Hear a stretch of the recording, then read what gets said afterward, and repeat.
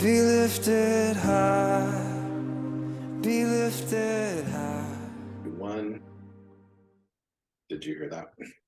I did. All right. All right, everybody. Welcome to the Midweek Refuel. A little bit different tonight because I have a special guest speaker. Hi, Jamie.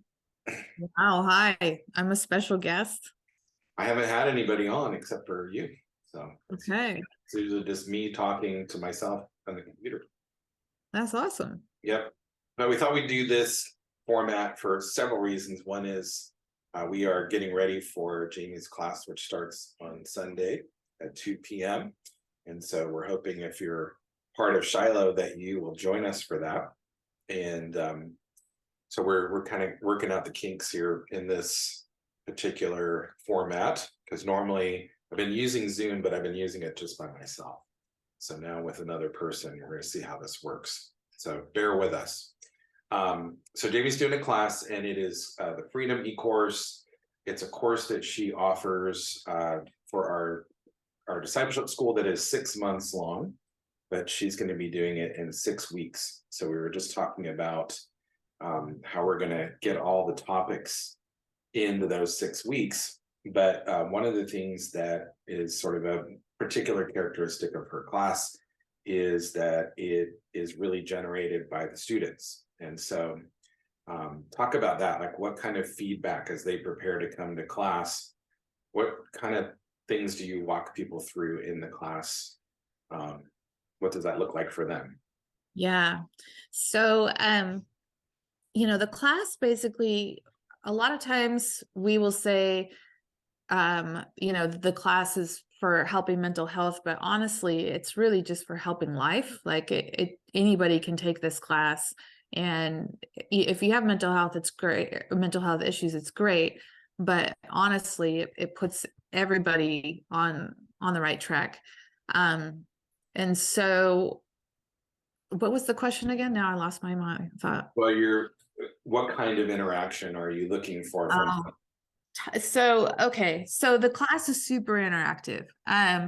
It really comes down to, I was telling Marty, it's hard for me. So what I did is I have at least 25 topics that I can teach on, or that I want to hit on for the 12 weeks.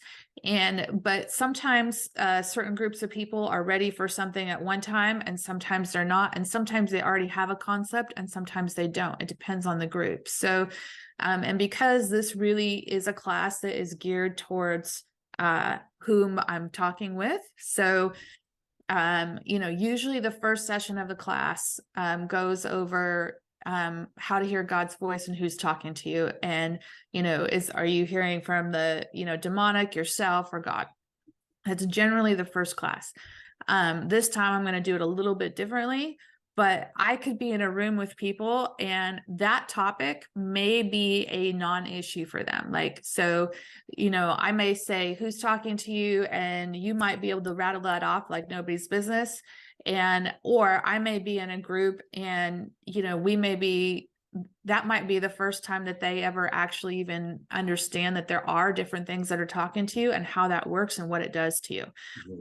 So it's like, the class is meant for you to really be able to progress and to understand and put to practice, not just understand. So I don't want you to just have knowledge. I want you to actually be able to practice and put it to use. So it really goes based on, does the group at whole, have the knowledge and the experience of what I'm talking about, or is this a completely new concept to them? Mm-hmm. So it really depends on the group of people, because it's that interactive. It could be somebody that has anxiety, or somebody that has a habitual sin problem that they don't know why they're doing it. Yep.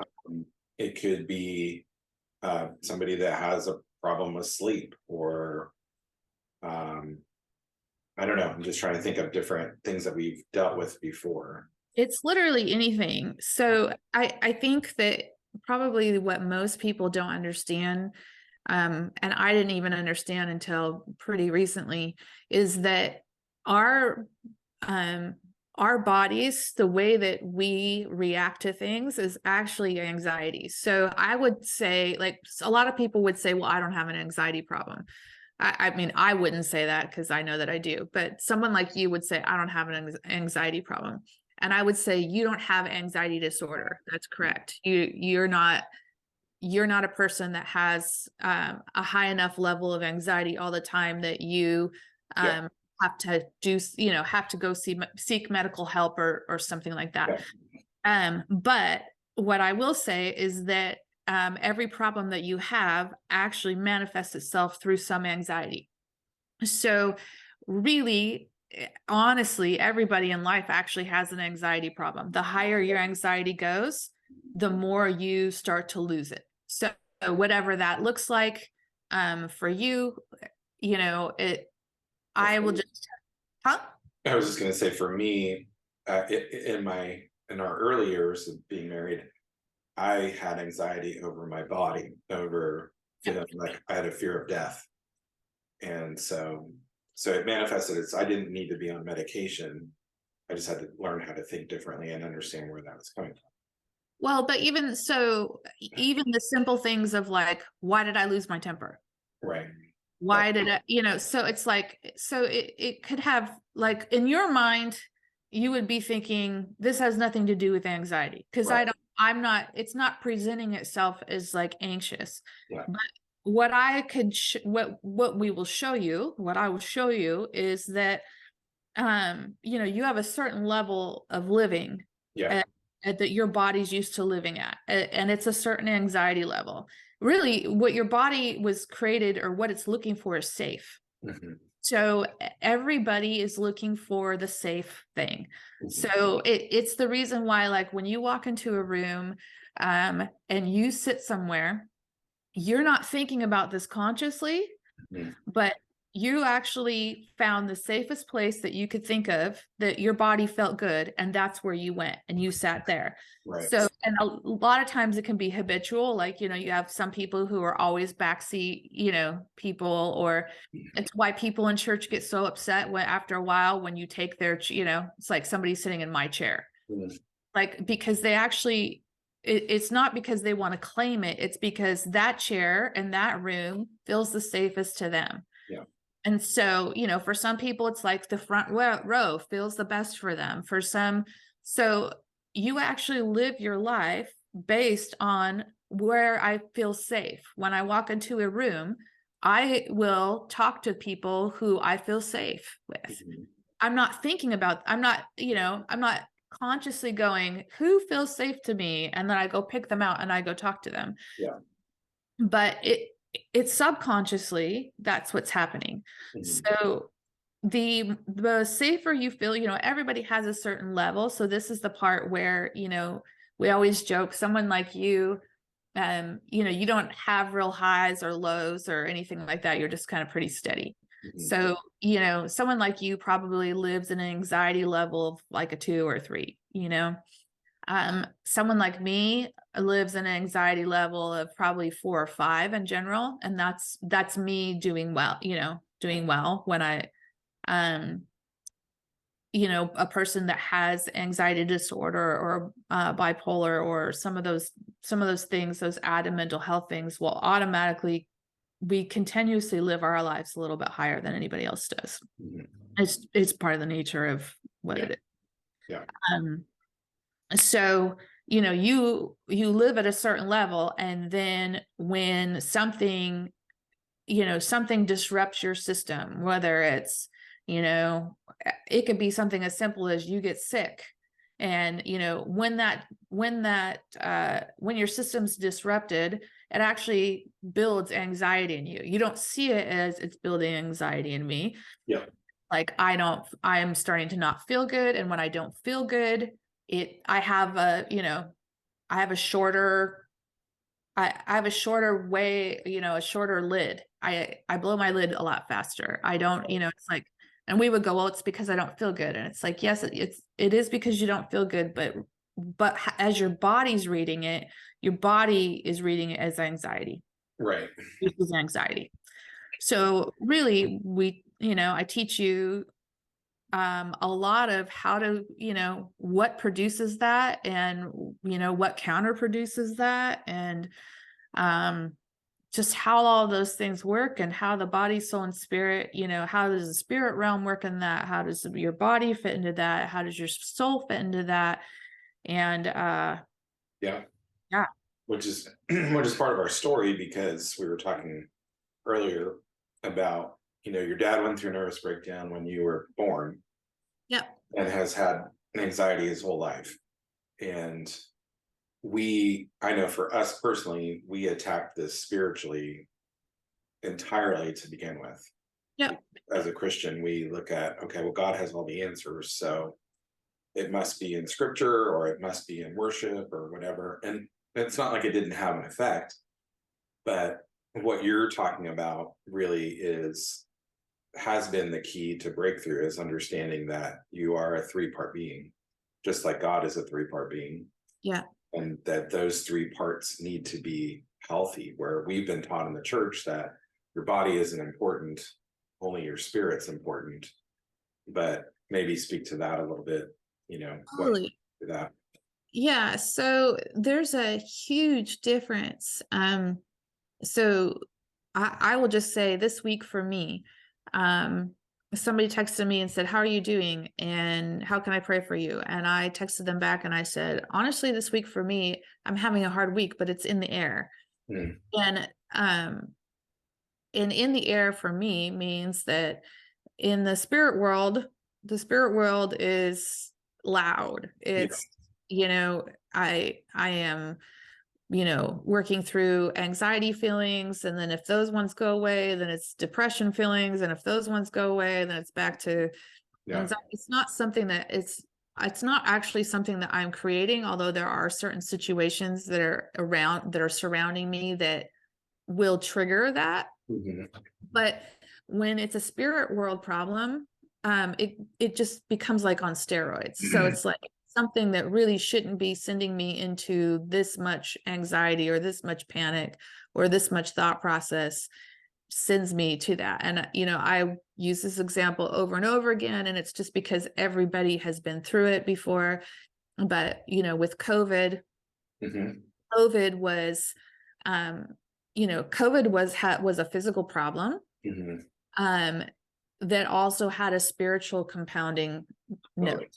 Yeah. So, it's like, did people have COVID and were people getting sick? Absolutely. I ended up in the hospital, so I can guarantee you that I definitely did not end up there. Without a body problem. No. So, I definitely had a body problem, but the atmosphere in COVID, the way it would get blown up, and the way that truth or, lies, or the amount of fear that people felt, how it was kind of like on steroids. I mean, and, when I say that, I'm like, people were hoarding toilet paper. Like if I told you today, in this mode that we're in today, like if we didn't experience that, and I said, next week, you're going to go and you're going to try and grab every, roll of toilet paper that you could possibly find, you would look at me and think I was stupid. Because really, in a rational mind, that is stupid. It's like, there is no good reason to, like, I mean, there's other ways to wipe your butt than toilet paper if you absolutely had to. Like, it's not, it's not toilet paper is not a life or death situation. Yeah. So, but during first world problem. It is a first world problem. I mean, I'm not saying we had toilet paper all through COVID. I'm not saying don't buy toilet paper. But I'm just saying that, in a rational, non-spirit heightened environment, if I told you, that there wasn't going to be any toilet paper, you would look at me and you would go, okay, well, I think that we can figure this out. You wouldn't be going and, grabbing toilet paper from your neighbor and hoarding it in your, garage, which is what people did. And then it went from that to, hand sanitizer. And then from that to whatever, it was like just mass chaos, like whatever fear got put out there. And it was like, guys, this is not this is not the end of the world. Like, the things that you're worried about are not life and death worries, Yeah. but because the spirit was attached to it, Yeah. it becomes like life or death. Like so that's what I say, like in the spirit world, it becomes on steroids. So, for me this week, it's like, do I have some things happening in my life that are causing some anxiety for me? Yes, but there's a spirit attached to it. So it becomes more like on steroids. It becomes more like Louder. Yeah. Louder. And and in the spirit realm, it's not just thoughts. It will give you it will give you feelings. It will give you, and if you go down that road, it's a nasty road to go down. Yeah. Which So that's an important point, because even in my journey with fear of death, like, something seems real, like you have a physical pain, and if you keep going down that path, you'll convince yourself that you have something you don't have. So I was thinking, when COVID first hit and we did the 2 weeks to slow the spread, even seeing people at the grocery store that I knew, there was the spirit behind it was fear, and it was almost like you were afraid to talk to them because you either might give them the virus or they might give you the virus, because we had no idea. Yeah. And so it wasn't that there wasn't the potential for that problem, but the fear actually made it worse. The spirit that was controlling it made it worse. So fear is a buy-in into the spirit realm. So it's one of the open doors. So when I allow fear in my life, I actually open the door to the spirit world, to the demonic, and I say, come mess with me. So any place where I find fear, even if there's a reason to be afraid. So I mean, there are real life things that are scary. And I'm not saying that they're not, but with God, he wants me to live in those places of faith. Yeah.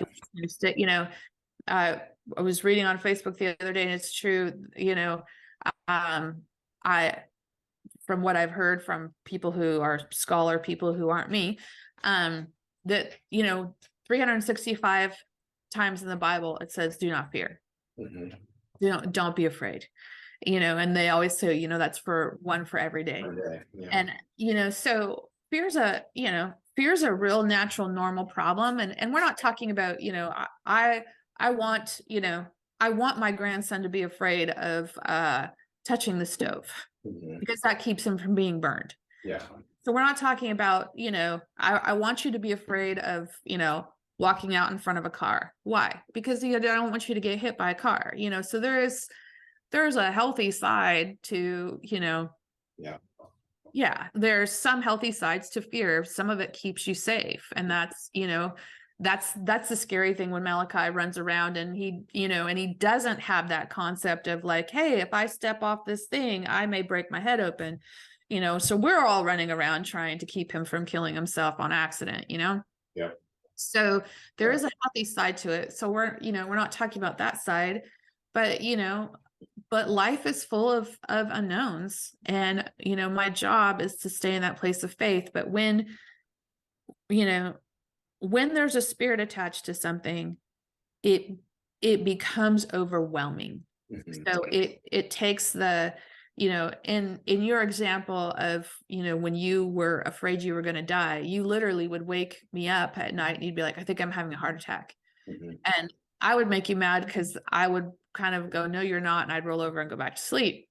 But you really honestly felt like that was really happening to you. Like, and so, but when there's a spirit attached to it, it's like, you may have had, I don't even remember, chest pain, or like the worst thing you can do is Google it. It's like you'll end up with every symptom possible. But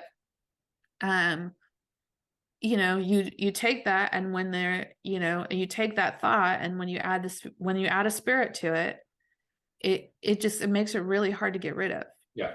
So, there is that. There's that world, and there's that spirit world that, we are real familiar with. But then there is also a body and a soul world. And so, there are some people who have body issues. I am one of them.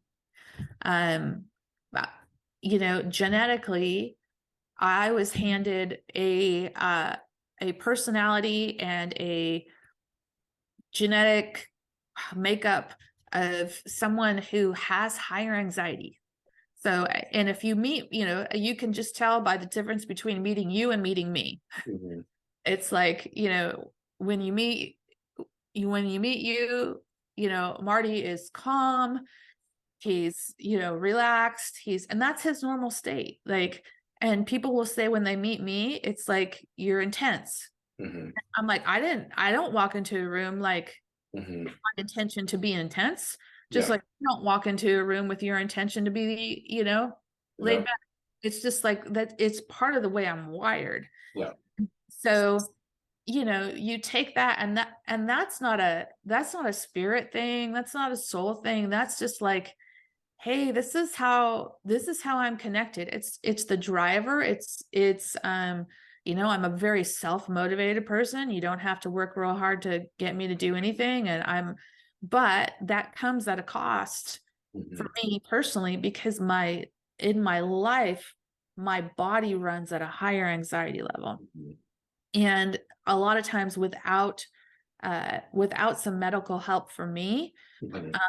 it runs too high. Mhm. So it's just, and so that's not a spirit problem. It can become a spirit problem. A spirit Right. can get added into that. Yeah. And I could end up with a 1-part problem starting to become a 2-part problem. And Mhm. if I don't work on my soul stuff, then I end up with a 3-part problem. Like Yeah. you You can can have, compound. Yeah. yeah, you can compound it, but, but a lot of times I meet people, especially Christians, and their biggest problem is that they have a body problem, Mhm. that's compounded into some other things.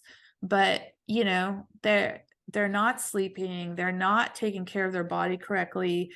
They, some of these issues, they are, you do get I went to a psychiatrist, and he was brilliant. And, basically he explained it to me like this. He said, everybody has a certain genetics. You have some, I have some. It's what makes, me kind of the size I am, the look I am, the whatever. You have a genetic makeup. Everybody does. Right. So your family is, hockey players. Mhm. And, so, it would be like, your family of hockey players. I know that you have bad knees. I don't know if your uncles do and your dad does or whatever, but I know that Micah does too. So when you guys played sports, the one thing that actually kept you from going pro was that you kept having knee injuries. Mhm. And the same guy could have gotten hit the same amount of times that you did, and he walked out not having knee problems, and his knees were able to. And basically it's like, in your genetic makeup, for whatever reason, in this type of sport, in this, what you're trying to do, if something's going to get hurt, it was going to be your knees. Mhm. It's the same for, our son played football, and it was the exact same thing. He ended up having to wear knee braces on both knees. It's like, if he got hit and the guy next to him could get hit, and it was like, if something was going to end up being hurt, it was his knees every stinking time. Yeah. And the psychologist said, or the psychiatrist said, basically, it's like, are you for sure going to have bad knees? No, not necessarily. But you're probably genetically predisposed to maybe having that might be a problem for you, depending on what you're doing. And so, you can look in your family line and go, oh yeah, well, yeah, Yeah. everybody blew out their knee. Everybody, did. It's just kind of a thing. Well, it's the same thing. He told me, when it comes to anxiety, bipolar, depression, schizophrenia, Mhm. any kind of mental illness stuff that we talk about, it's like, is it a guarantee that if one of your family members has it, that you will get it? No, it's not a guarantee. Mhm. Is it a possibility that if something gets pounded on enough, that you may end up with that more than maybe somebody who doesn't have it at all in their family line. Yes. Yeah. And that's, that's where you see, in my family genetically, in there's three of us, three of the five of us, well, I mean, my mom shares my genetics, but my mom doesn't share my dad's genetics. So, right. Two of the three of us kids had dealt with major anxiety problems. When I look at my biological children, both of them, one of them deals with it significantly more than the other one. Both of them deal with it some. So there is just this, there is a physical attribute to things that happen to us. It's not a guarantee, like, yes, this is for sure what's going to happen, but it is a, hey, you need to, you need to be aware. We have an adopted daughter, and there are things that, that we got to learn about her history that now are like, okay, because of her parents' genetics, it's like, okay, it was super helpful to go, let's just be aware, because it's like, because she doesn't share our genetics. So, there are different factors. And I think in the Christian world, we don't always like to see those different factors. We like to just go, oh, well, it's all one thing, it's all a spirit. And it's like, well, I would love for that to be that way. I've just learned that it's just not always that way. And so I think it's good, not only in this area, but in every area of our life, that we realize that God put us in the world for a reason, and we're meant to interact with that world. And there's a way to do that in a healthy way. Yeah. A way to not do that in a healthy way. So this is good. We'll wrap it up, because we usually go about 20, 25 minutes. I don't actually know how long we've been. But that gives everybody kind of an idea. Like we're really wanting to, it sounds like people are signing up because they have certain things in their lives that they want to know. Well, why do I do this? Or why do I struggle with this? And hopefully this will help you pinpoint those things and be able to make the adjustments so that you can be a more emotionally regulated person. Yeah. Well, I think that honestly, one of the biggest things is just being unaware. Like not knowing. So it's like, sometimes people are super afraid of, going to the doctor or whatever, because it's like, well, if I get diagnosed with something, it's like, listen, at least Yeah. I mean, before you were unaware, now you're aware. And in being unaware, it's scary, and I can't make a plan. So this is the part to me where I have not had somebody that I haven't been able to help. I haven't had somebody that that we haven't been able to pinpoint a problem, that we haven't been able to go, this is, and I think that you will spend the next 6 weeks, 12 classes, having major aha moments. Like, I did not realize that that's why I was doing what I was doing.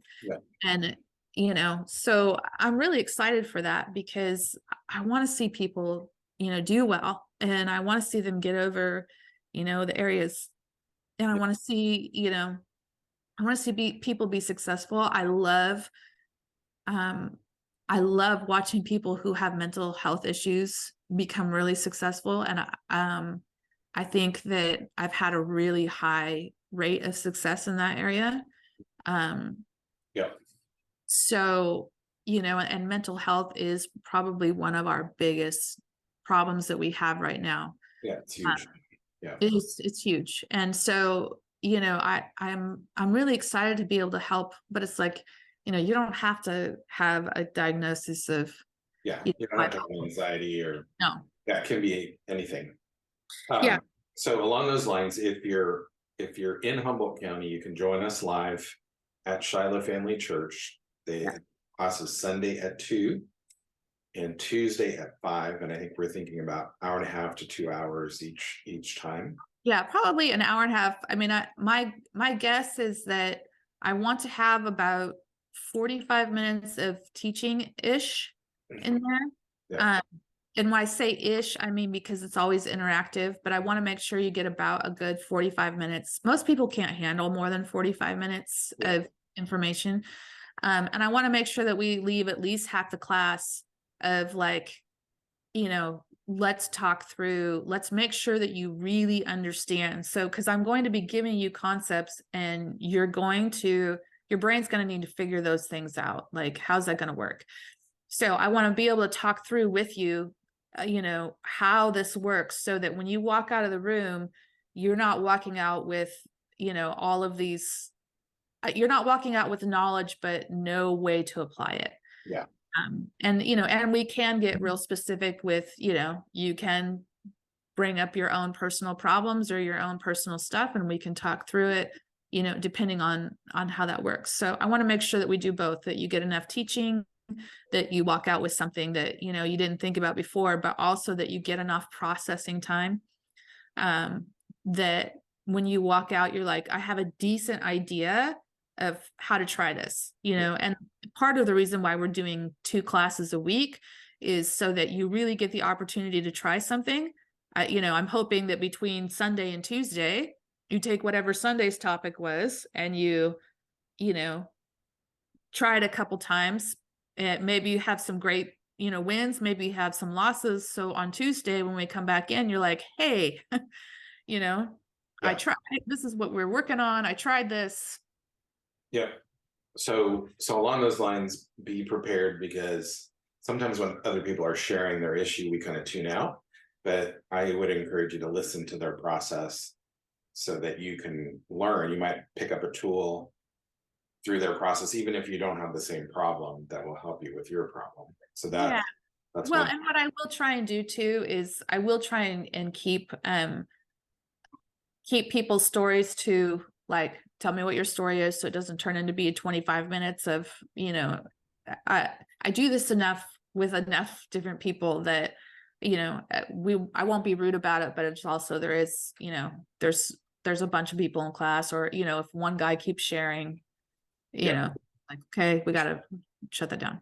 So this is going to be recorded. And so if you are local, we actually want you to sign up on the website, which is bssdcoast.org. Because if you miss the live class, you can go and watch it on the website. So that's important. So if you're local, make sure you sign up. If you need help with that, contact one of us. I'll make sure I put our emails on here.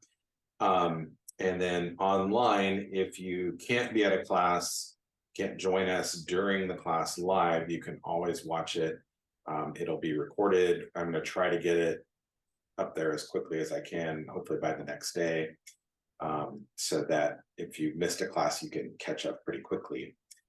So make sure that you do that. All of the information should be at bssdcoast.org.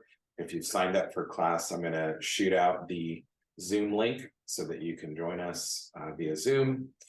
And we'll also have our own YouTube page for this class specifically. We want to make it private. It's not something that's open to the public. So, well, and if you are, if you're participating Zoom, so it's Pacific Standard Time, we're in California, so that's 2:00 and 5:00 on Tuesdays, Pacific Standard Time. And the other part is that Zoom people who are with us at the, obviously not watching the recorded session, but who are in the live session with us, I want you to be able to participate as well. So I think there's a chat option. There is.